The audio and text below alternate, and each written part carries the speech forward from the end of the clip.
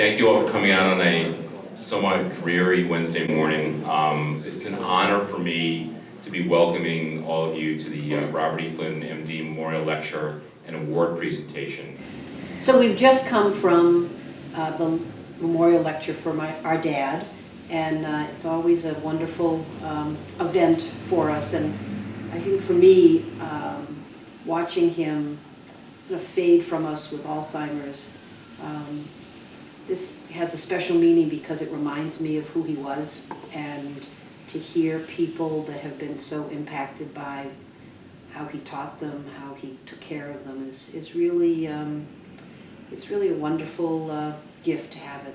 Dr. Flynn had a 40-year association with St. Elizabeth's and came to St. E's as a young staff neurologist pretty much right out of training, very quickly making a major impression here, both as a gifted clinician and a superb teacher. Have been in end-of-life care for almost 30 years. So it's a good reminder for me as I live my life every day in terms of what you can accomplish and what you can achieve, and what people will remember about you in terms of your own life. We all have a very strong urge to be of service in some way. I think it just runs through the family, and I think a lot of it came down to the values that he showed every day in his interactions with people. Yeah, the lecture that we just went to was about my grandfather, and just basically the impact he had on other physicians and people that he met throughout his career that he kind of influenced to be better physicians. Dr. Flynn's advice and guidance changed my life in a way that you could not imagine. And the guidance that my teachers gave me has never left me.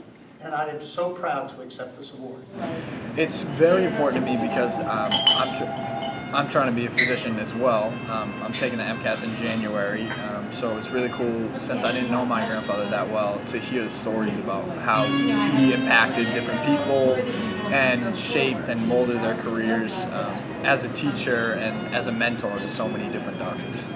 It's just, I mean, the main thing to me is just so inspiring for me because, especially when I'm studying every day right now for this huge exam, that it's so, like, passionately about how much he helped shape their careers, you know what I mean? So that's really important to me in terms of what I want to do with my career, and I hope to have that type of impact someday. The whole day it's kind of bittersweet, you know. I think of, you know, I miss him and my mother when I'm at this kind of event. We walk those halls. I've said to somebody, it's like coming home.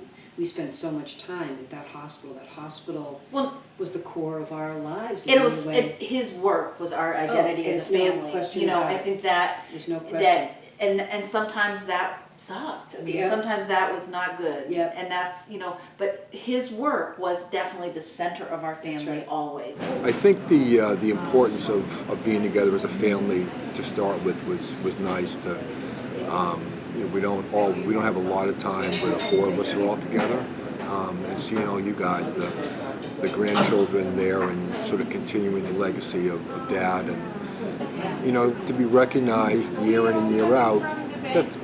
Dad deserved that. You know, Dad deserved that recognition. Anybody want some fries?